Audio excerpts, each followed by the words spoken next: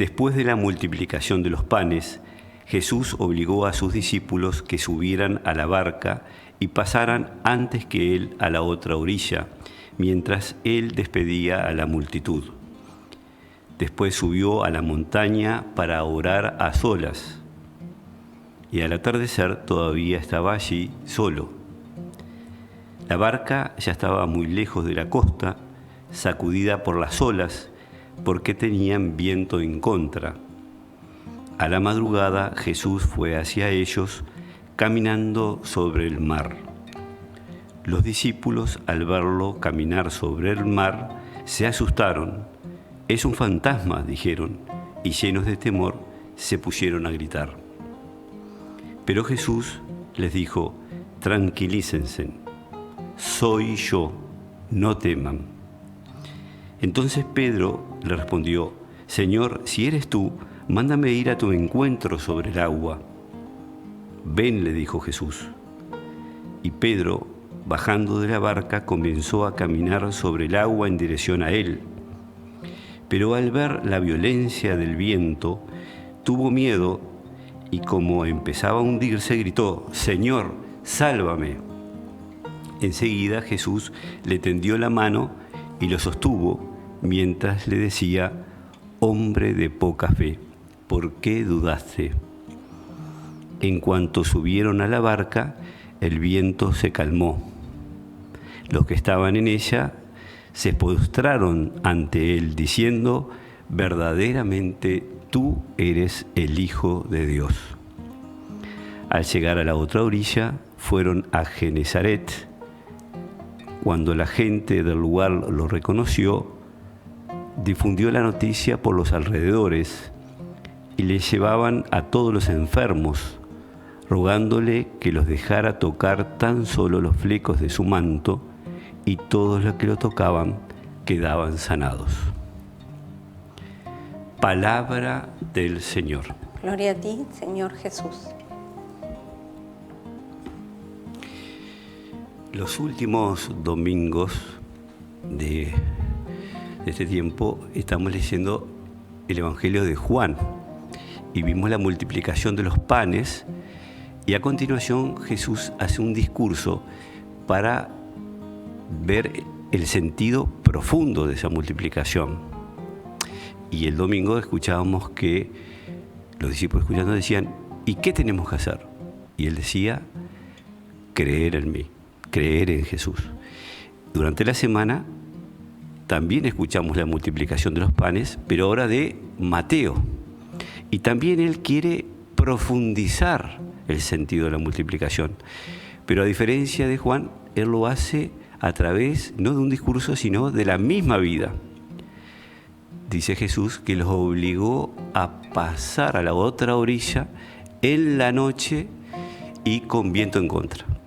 A buen entendedor, profundizar en el mensaje a través de los acontecimientos dolorosos de la vida, en los que no vemos, en que nos dificulta, en que sufrimos, encontrarnos ahí con la profundidad de Dios, como hacían los grandes santos, que decían que la contemplación, la unión profunda a Dios, la encontramos a pasar a través de las noches aún más oscuras, ¿no?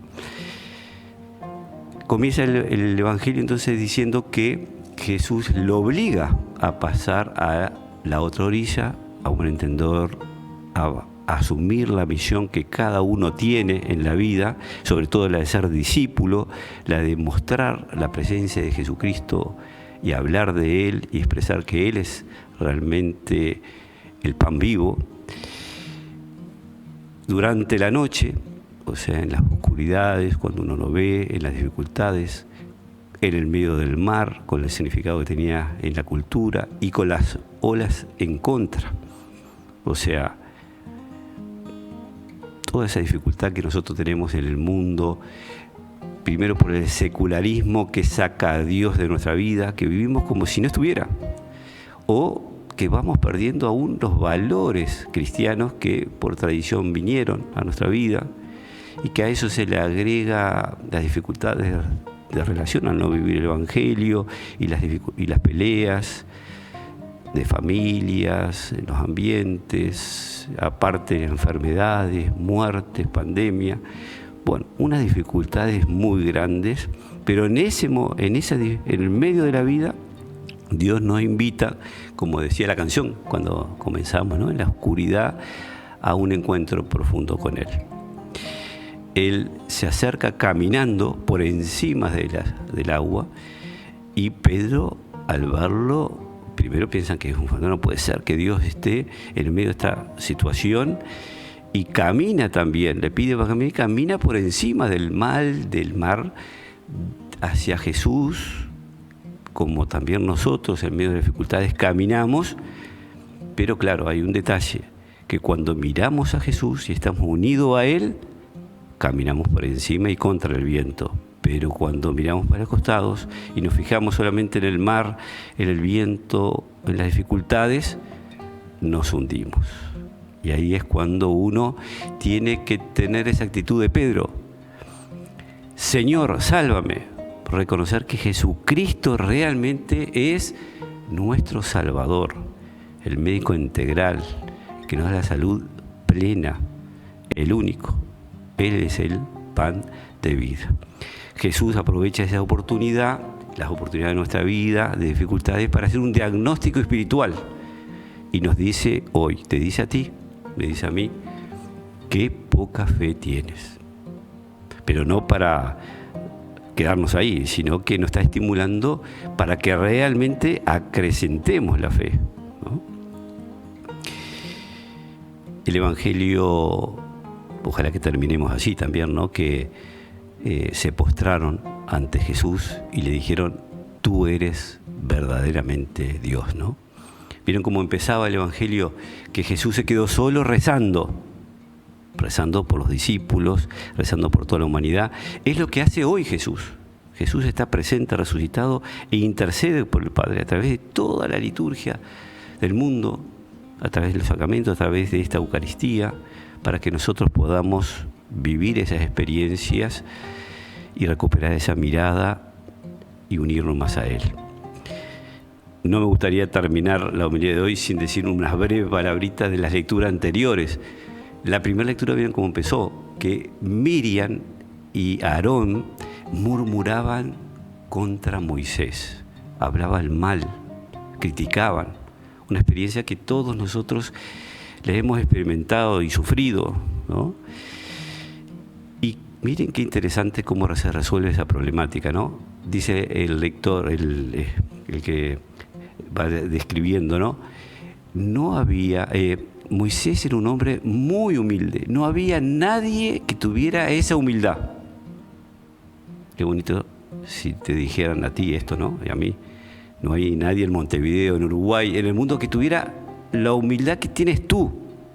¿Por qué? Porque a través de esa humildad, cuando uno es humilde, Dios se presenta. Ahí dice otra expresión muy bonita: cara a cara con Dios. Y Dios se encarga de mostrarle a Miriam y a Aarón su equivocación. El Salmo, y con eso sí termino, es un encuentro entre el tú de Dios y el yo nuestro, ¿no? Entre la bondad, piedad, misericordia de Dios, que dice el primer versículo, y nuestras faltas, nuestras culpas, nuestro pecado.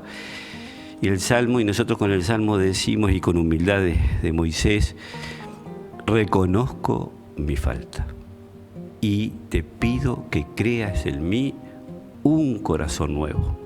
Ahora, en este momento, Dios puede crearnos un corazón, lo hace a través del Espíritu Santo, nos recrea y nos permite tener esa mirada de fe.